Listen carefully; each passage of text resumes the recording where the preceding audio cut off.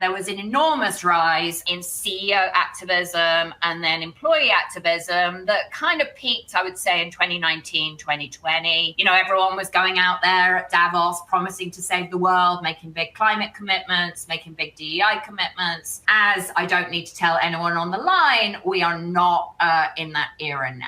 I think there are kind of two things going on. The first thing that's happened is obviously a kind of right-wing backlash. We've had people like Robbie Starbuck. We've had a lot of social media campaigns against companies taking these kind of stances. And then we've also, on the other side, seen a lot of pressure on greenwashing and a lot of pressure on doing this stuff as marketing. I think the problem was always in the beginning that there was too much treating this as convenient PR, too much looking for social media points, and too little of grounding your positions in the way that the organization actually creates value. And I think there were maybe good reasons back in 2018, 2019 to be saying something about climate change or saying something about immigration. Since then, we've seen a lot of turmoil over topics that are much more divisive and much more of a challenge for organizations to handle. I think this has led to a wider reckoning that maybe it might be appropriate for a company to take positions on something it can influence, something it can change, something that is core to its business model. It's maybe not a good idea for CEOs to go out there and be geopolitical leaders making comments on topics